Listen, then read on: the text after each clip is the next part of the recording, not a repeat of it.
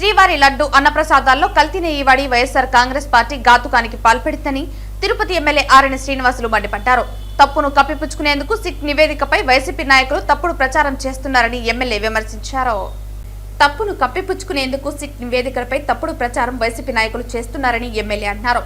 తాడేపల్లి పెద్దలకు ముడుపులు ఇచ్చేందుకు నాటి అధికారులు వైవి సుబ్బారెడ్డి, ధర్మారెడ్డి, భూమన కరుణాకర్ రెడ్డి, చెవిరెడ్డి భాస్కర్ రెడ్డిలు కల్తీ నెయ్యకు ప్లాన్ చేశారని ఎమ్మెల్యే ఆరోపించారు.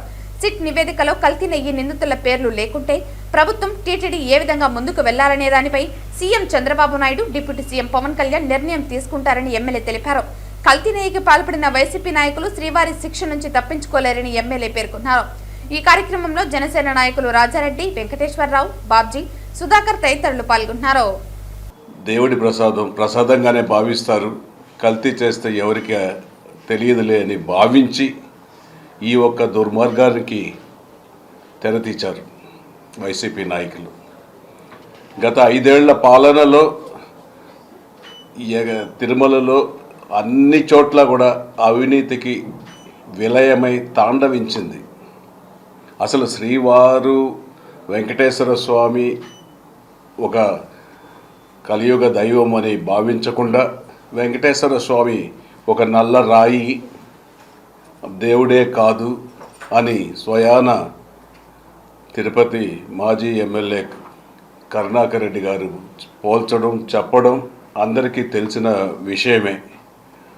ఆ ఒక్క కోణంలోనే ఈవో ధర్మారెడ్డి గారు కూడా పయనించి తాడేపల్లి పెద్దలకు ఎలా చేస్తే మనకు అడ్డం లేకుండా ఉంటుంది, వాళ్లకు కోట్లాది రూపాయలు, వేలాది కోట్లాది రూపాయలు వాళ్ళకు ప్రసాదించేదానికి టీటీడీ తిరుమల ఒకటే మార్గం అనేసి భావించడం కూడా నిర్ణయం తీసుకున్నారు. వాళ్ళకి అది చేస్తే మనం ఏం చేసుకున్నా ఇబ్బంది లేదు అనే విధంగా వాళ్లకు కోట్లాది రూపాయలు వస్తే మనం వేల కోట్లు సంపాదించుకోవచ్చు అనేసి ఒక ముఖ్య ఉద్దేశంతోనే ఇది ఒంగోలులో ఉన్న దొంగ, తిరుపతిలో ఉన్న ఆర్టిస్టు, వీళ్ళందరూ ఒక పద్ధతి ప్రకారం, ప్లాన్ ప్రకారం ఈ యొక్క కల్తీ నెయ్యిని ప్లాన్ వేసుకొని చేయడం కూడా జరిగిందనేసి కూడా ఈ సందర్భంగా తెలియజేసుకుంటున్నా.